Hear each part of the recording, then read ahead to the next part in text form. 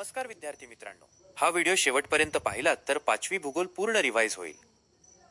तुम्हाला माहित आहे की टेट एक्झाम मध्ये स्टेट बोर्ड खूप जास्त प्रमाणात विचारतात. या व्हिडिओचा तुम्हाला खूप फायदा होईल. चला सुरू करूया. इयत्ता 5वी भूगोल वन लाइनर स्वरूपात. हे सहज लक्षात राहील. आकाशातील सर्व वस्तूंना खगोलीय वस्तू असे म्हणतात. चंद्र, सूर्य हे तुलनेने पृथ्वीच्या जवळ आहेत, म्हणून त्यांचा गोल आकार आपण सहज पाहू शकतो. ज्या चांदण्या लुकलुकतात त्यांना तारे म्हणतात. त्यांचा प्रकाश कमी जास्त होताना दिसतो. तारे स्वयंप्रकाशित असतात. सूर्य हा एक तारा आहे. सूर्याच्या प्रखर प्रकाशामुळे आपल्याला दिसवा चांदण्या दिसत नाहीत. ज्या चांदण्या लुकलुकत नाहीत त्यांना ग्रह म्हणतात. ग्रहांना स्वतःचा प्रकाश नसतो, त्यांना ताऱ्यांकडून प्रकाश मिळतो. ग्रह स्वतःभोवती फिरता फिरता ताऱ्याभोवती फिरतात. आपली पृथ्वी हा एक ग्रह आहे. सूर्यापासून तिला प्रकाश मिळतो. पृथ्वी सूर्यावती फिरते, त्याला पृथ्वीचे परिवलन म्हणतात. हा प्रश्न टीटमध्ये विचारलेला आहे. पृथ्वीशिवाय सूर्याभोवती परिभ्रमण करणारे आणखी 7 ग्रह आहेत. 7 ग्रह: बुध, शुक्र, मंगळ, गुरु, शनी, युरेनस, नेपच्यून. प्रत्येक ग्रह सूर्याभोवती ठराविक मार्गावरून परिभ्रमण करतो. त्या मार्गाला त्या त्या ग्रहाची कक्षा म्हणतात. सूर्य हा तारा आणि सूर्याभोवती फिरणाच्या ग्रहांना एकत्रितपणे सूर्यमाला म्हणतात. चंद्र स्वतःभोवती फिरता फिरता पृथ्वीभोवती फिरतो, म्हणून त्याला पृथ्वीचा उपग्रह म्हणतात. काही खगोलीय वस्तू ग्रहांभोवती परिभ्रमण करतात, त्यांना उपग्रह म्हणतात. उपग्रहांनाही सूर्यापासूनच प्रकाश मिळतो. सूर्यमालेत बहुतेक ग्रहांना उपग्रह आहेत. ग्रह आपापल्या उपग्रहांसह सूर्याभोवती परिभ्रमण करतात. नेपच्यून ग्रहाच्या पलीकडे सूर्याभोवती प्रदक्षिणा घालणाऱ्या काही लहान आकाराच्या खगोलीय वस्तू आहेत, त्यांना बटुग्रह म्हणतात. उदा. प्लुटो. बटुग्रहांना स्वतःची कक्षा असते. मंगळ व गुरु या ग्रहांच्या दरम्यान असंख्य लहान लहान खगोलीय वस्तूंचा एक पट्टा आहे. या पट्ट्यातील खगोलीय वस्तूंना लघुग्रह म्हणतात. लघुग्रह देखील सूर्याभोवती परिभ्रमण करतात. चंद्र पृथ्वीच्या सगळ्यात जवळ आहे. भारतीय अवकाश संशोधन संस्था ISRO, Indian space research.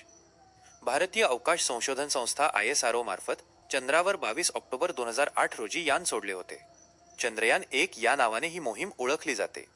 Mangalyaan MOM, Mars orbit mission या नावाने प्रसिद्ध आहे. 5 नोव्हेंबर 2013 रोजी मंगळयान मंगळ ग्रहाच्या दिशेने झेपावले. हे यान मंगळ ग्रहाभोवतीच्या कक्षेत 24 सप्टेंबर 2014 रोजी प्रस्थापित झाले. पहिल्याच प्रयत्नात इस्रोने हे यश प्राप्त केले आहे. भारताची चंद्रयान व मंगळयान ही दोन्ही याने मानवरहित आहेत. 1984 साली अवकाशात जाणारे राकेश शर्मा हे पहिले भारतीय अंतराळवीर होत. इस्रो व सोव्हिएत इंटरकॉस्मॉस यांच्या संयुक्त अंतराळ मोहिमेसाठी अवकाश स्थानकात त्यांनी 8 दिवस वास्तव्य केले. अवकाशातून भारताकडे पाहताना त्यांनी भारतीयांना सारे जहां से अच्छा हिंदुस्तान हमारा हा संदेश पाठवला. अवकाश भ्रमण करण्यासाठी पृथ्वीच्या गुरुत्वाकर्षणाच्या बाहेर पडावे लागते. त्यासाठी अग्निबाणाचे तंत्रज्ञान वापरतात. अवकाशयानाचे अवकाशात प्रक्षेपण करण्यासाठी शक्तिशाली अग्निबाणांचा म्हणजेच रॉकेटचा उपयोग करतात. एका वर्षात सुमारे 365 दिवस 6 तास असतात. 5 तास 48 मिनिट 45 सेकंद. ग्रेगारिन पद्धतीच्या दिनदर्शिकेत वर्षाचे सर्वसाधारणपणे 365 दिवस धरतात. याचा अर्थ प्रत्येक वर्षात 6 तास कमी धरले जातात. म्हणजेच 4 वर्षात 24 तास किंवा एक पूर्ण दिवस कमी धरला जातो. हा दिवस भरून काढण्यासाठी ग्रेगार फेब्रुवारी महिन्यात एक अधिकचा दिवस जोडला जातो. त्यावर्षी फेब्रुवारी महिमा 28 ऐवजी 29 दिवसांचा असतो आणि ते वर्ष 365 ऐवजी 366 दिवसांचे असते. अमावास्या ते पौर्णिमा बरोबर शुक्ल पक्ष. पौर्णिमा ते अमावस्या बरोबर कृष्ण पक्ष. शुक्ल पक्ष अधिक कृष्ण पक्ष बरोबर चांद्रमास 1 महिना. आफ्रिका, दक्षिण अमेरिका, उत्तर अमेरिका, अंटार्क्टिका, आशिया, ऑस्ट्रेलिया आणि युरोप हे 7 खंड आहेत. संघनन बाष्पखंड होऊन त्याचे द्रवात रूपांतर होण्याची क्रिया. बर्फाळ प्रदेशात पांढऱ्या केसांचे ध्रुवीय अस्वल आढळतात. आफ्रिकेच्या जंगलात झेब्रा. ऑस्ट्रेलिया खंडात कांगारू. महाराष्ट्र राज्यात 2007 पासून महात्मा गांधी तंटामुक्त गाव योजना राबविण्यात आली. उस्मानाबाद जिल्ह्यातील खुदावाडी या गावातील लोकांनी श्रमदानातून ग्रामसफाई केली. सप्टेंबर 21 हा दिवस संयुक्त राष्ट्रातर्फे आंतरराष्ट्रीय शांतता दिन म्हणून जगभर साजरा करतात. या दिवशी संयुक्त राष्ट्राचे मुख्यालय असलेल्या न्यूयॉर्क शहरात स्थानिक वेळेनुसार सकाळी 10 वाजता घंटा वाजविली जाते. त्यानंतर काही क्षण शांतता पाळली जाते. सुमारे 60 देशांतील लोकांनी दिलेल्या नाण्यापासून ही घंटा तयार करण्यात आली आहे. समोच्च रेषा पद्धती. नकाशामध्ये जमिनीचा उंच सखलपणा दाखवण्यासाठी करतात. जमिनीची उंची समुद्रसपाटीपासून मोजतात. समान उंचीची ठिकाणे जोडणाऱ्या या रेषेस समोच्च रेषा म्हणतात. समोच्च रेषांमधील अंतर कमी असल्यास त्या ठिकाणचा उतार तीव्र असतो, तर हे अंतर जास्त असल्यास जमिनीचा उतार मंद असतो. रंग पद्धती ही पद्धत समोच्च रेषांवर आधारित आहे. या पद्धतीत समोच्च रेषांदरम्यान रंग भरले जातात. उठावदर्शक आराखडा ही सर्वात आधुनिक पद्धती आहे. त्यासाठी कृत्रिम उपग्रहांची मदत घ्यावी लागते. पूर्वी प्रकाश छाया पद्धतीचा वापर करून नकाशे तयार केले जात असत. सांकेतिक खुणा, रेषा, वर्तुळ, त्रिकोण, बिंदू. सांकेतिक चिन्हे: देऊळ, मशीद, किल्ला. भारतीय सर्वेक्षण संस्था ही भारतातील नकाशा तयार करणारी मुख्य संस्था आहे. स्थापना 1767. या संस्थेचे मुख्य कार्यालय उत्तराखंड राज्यातील डेहराडून येथे आहे. ही संस्था प्रत्यक्ष सर्वेक्षण करून भारतीय उपखंडाचे स्थानदर्शक नकाशे तयार केले आहेत.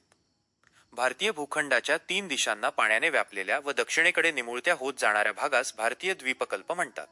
आपली उत्तरेकडील सीमा हिमालयासारख्या अतिउंच पर्वतरांगांनी तयार झाली आहे.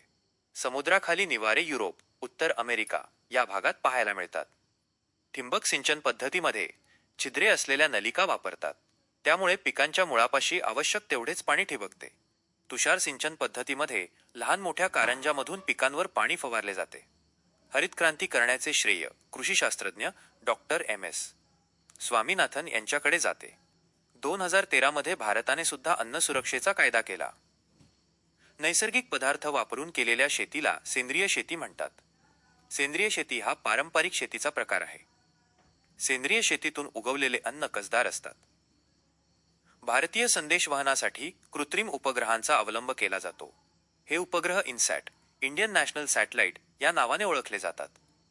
वस्तू व त्यासाठी प्रसिद्ध ठिकाणे: पैठणची पैठणी, येवल्याची साडी, औरंगाबादच्या हिमरू शाली, सोलापूरची चादर, इचलकरंजीचे हातमाग व यंत्रमागावरील कापड. महाराष्ट्रातील सातारा जिल्ह्यात चांद नदीवर ब्रिटिशकालीन धरणामुळे मायणी तलाव तयार झाला आहे. उत्तर आशियातील सायबेरिया प्रदेशातून या तलावात रोहित पक्षी स्थलांतर करून येतात. सोलापूर जिल्ह्यातील नान्नज येथे आशियातील सर्वात मोठे असे माळढोक पक्ष्यांचे अभयारण्य आहे. पुणे अहमदनगर रस्त्यावर पुण्यापासून सुमारे 50 किलोमीटर अंतरावर असलेले मोराची चिंचोली हे मोरांसाठी प्रसिद्ध आहे. महाराष्ट्रात अनेक देवराया आहेत. मध्य प्रदेशात आढळणाऱ्या देवराय शरणवणे म्हणून ओळखल्या जातात. देवराया व शरणवणे प्राचीन काळातील अभयारण्येच म्हणावी लागतील. पिष्ट म्हणजेच स्टार्च. पिष्ट या पदार्थाशी आयोडीनचा संपर्क आला की त्याचा रंग काळसर निळा होतो. बटाट्यात पिष्ट आहे. ज्वारी, बाजरी, गहू, तांदूळ अशा विविध तृणधान्यांमध्ये तसेच साबुदाणा, बटाटा अशा पदार्थांमध्ये मोठ्या प्रमाणात पिष्ट असते. पिष्ट असणाऱ्या पदार्थांना पिष्टमय पदार्थ म्हणतात. पिष्टमय पदार्थांपासून शरीराला ऊर्जा मिळते. शर्करा वनस्पतींपासून मिळणारे व चवीला गोड लागणारे पदार्थ म्हणजे शर्करा होय. साखर हा शर्करेचा एक प्रकार आहे. आपण पिष्टमय पदार्थ खाल्ले की त्यांच्या पचनातून शर्करा बनतात. या शर्करेचे मंद ज्वलन होते. त्यातून ऊर्जा बाहेर पडते. म्हणजे पिष्टाच्या पचनातून मिळणारी शर्करा शरीरासाठी इंधनाचे कार्य करते. कोंडा व तंतुमय पदार्थ आहे. तंतुमय पदार्थांना चोथा असेही म्हणतात. फळांच्या साली व भाज्यांच्या शिरा तसेच साली, पालेभाज्या, धान्य, कडधान्य हे सर्व तंतुमय पदार्थ आहेत. आहारात पुरेसे तंतुमय पदार्थ नसले तर बद्धकोष्ठतेसारखा त्रास होऊ शकतो. पिष्टमय पदार्थ, शर्करा व तंतुमय पदार्थ यांना एकत्रितपणे कर्बोदके म्हणतात. कर्बोदकांचा मुख्य उपयोग म्हणजे शरीराला ऊर्जा प्राप्त करून देणे. लोह, कॅल्शियम, सोडियम, पोटॅशियम ही शरीराला आवश्यक असणाऱ्या खनिजाची उदाहरणे आहेत. रक्तातून ऑक्सिजन वाहून नेण्याच्या कामी लोहाचा उपयोग होतो. रक्तात लोहाचे प्रमाण कमी झाले तर ऑक्सिजनचा पुरेसा पुरवठा होत नाही आणि अशक्तपणा व सतत थकवा जाणवतो. या विकाराला ॲनिमिया, रक्तक्षय किंवा पांडुरोग म्हणतात. कॅल्शियम या खनिजांमुळे आपली हाडे मजबूत होतात. ऊर्जादायी अन्नघटक, कर्बोदके, स्निग्ध पदार्थ. शरीर बांधणीसाठी अन्नघटक, प्रथिने. रोगप्रतिकार व इतर क्रियांसाठी अल्प प्रमाणात आवश्यक अन्नघटक, जीवनसत्वे, खनिजे. केळे, शर्करा, काही खनिजे व तंतुमय पदार्थ. उकडलेली अंडे, प्रथिने, स्निग्ध पदार्थ, काही जीवनसत्वे व खनिजे. गुडदाणी किंवा चिक्की, शेंगदाण्यांपासून प्रथिने, स्निग्ध पदार्थ, कर्बोदके आणि गुळांपासून शर्करा. फळ व फळांच्या साली, भाज्या, धान्ये व कडधान्य हे सर्व तंतुमय पदार्थांचे स्रोत आहेत. जठर हे पिशवीसारखे इंद्रिय आहे.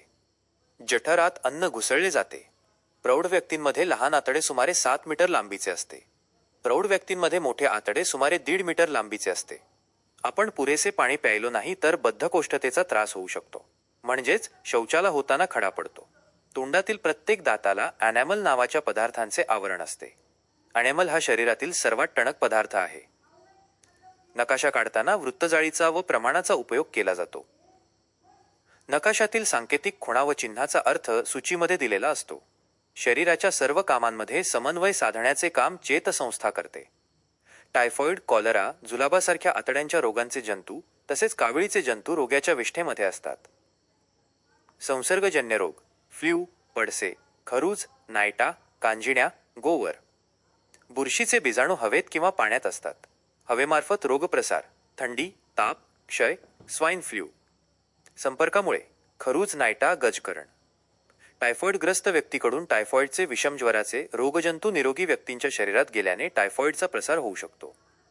तर मित्रांनो, हा होता संपूर्ण सार. पुस्तकातील सर्व महत्त्वाचे मुद्दे आपण वन लाइनर नोट्सच्या स्वरूपात पाहिले. या सर्व मुद्द्यावर टेट परीक्षेत खूप वेळा प्रश्न विचारून झालेत आणि आगामी परीक्षेत पण यातूनच प्रश्न विचारले जातील. हे पाठाच करून ठेवा. लाईक, शेअर, सबस्क्राईब करायला विसरू नका. भेटूया नवीन व्हिडिओत. थँक्यू.